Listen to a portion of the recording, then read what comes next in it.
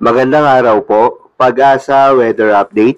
Alamin na lagay ng panahon ngayong araw ng Sabado, October 21, 2023.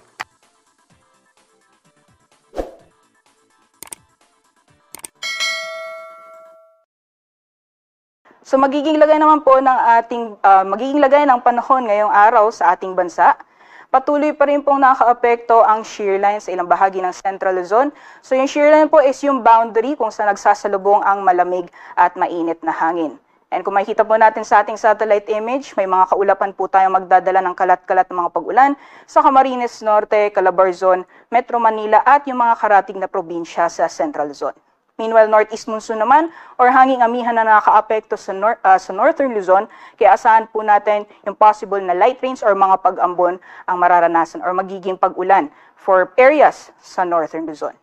Samantalang sa nalalabing bahagi naman po ng ating bansa, generally fair weather conditions po tayo, liban na lamang yung mga chance ang isolated mga pag-ulan mamayang hapon or mamayang gabi.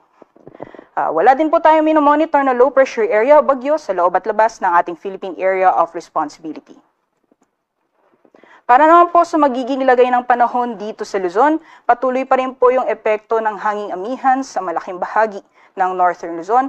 Mostly sa northern and eastern sections, mga ulap na kalangitan ang mararanasan, may mga tsansang may hinang pag-ulan, and mga pag-ambon naman ang mararanasan sa nalalabing bahagi ng Northern Luzon.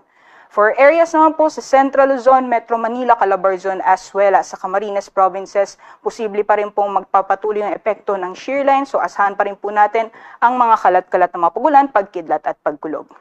For the rest of Luzon, generally fair weather conditions, may mga tsansa lamang po ng isolated rain showers or thunderstorms. Lawag temperatures ay maglalaro mula 25 to 32 degrees Celsius, 24 to 32 sa Tuguegarao, 16 to 23 degrees Celsius naman para sa Baguio, 24 to 30 degrees Celsius sa Metro Manila, 22 to 28 sa Tagaytay, 25 to 32 sa Legazpi, and maximum temperatures for Kalayaan and Puerto Princesa, aabot ng 31 degrees Celsius.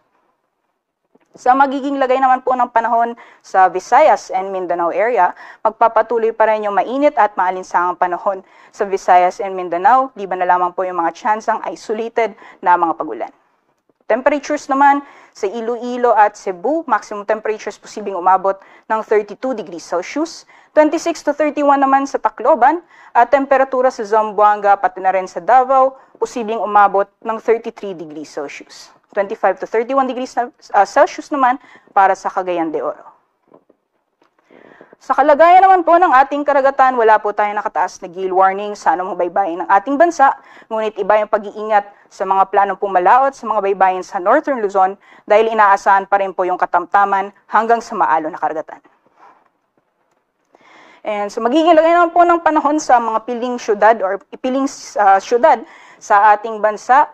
Metro Manila, maasahan pa rin po natin magpapatuloy yung possible na effect ng shear line by Sunday, ngunit improving weather conditions mo po tayo pagdating ng Monday. Kung makikita po natin, fair weather conditions pa rin po tayo sa nalalabing bahagi ng ating kapuluan.